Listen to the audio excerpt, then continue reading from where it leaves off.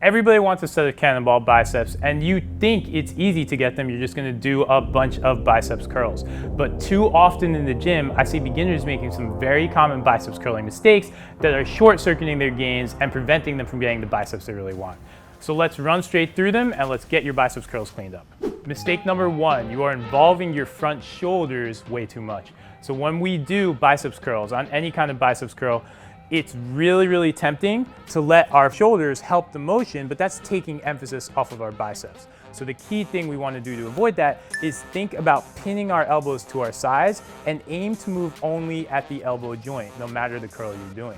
Now, you can get a little bit of front shoulder involvement and it's going to happen naturally, and that's not bad because the biceps is responsible for some of that front shoulder action, but just work to keep your elbows tight to your body all the time on all your curls.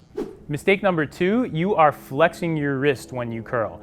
When we curl, we want to keep a nice neutral position because that's going to create the most challenge for our biceps. The moment we flex our wrist, we're doing two things.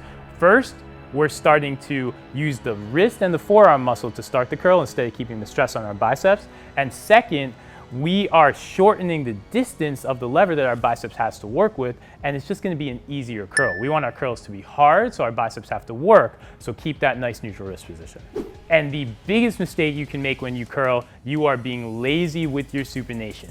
So our biceps actually have two functions. The first is what we think of where we're just bending at the elbow. The second is this idea of supination, which is basically helping to turn our palm towards the ceiling. And we want to hit both of these ideas every time we do a curl, and we want to make sure that our palm is turned toward the ceiling once our forearms are about parallel to the ground.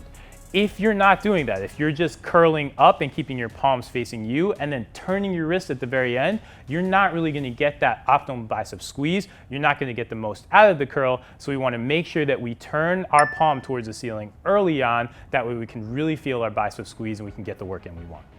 So make these adjustments to your biceps training and make them to all your curls, whether you're on the preacher or on the incline or on just standard curls, because they're going to help really squeeze the most out of your biceps, and that's what's going to get them to grow.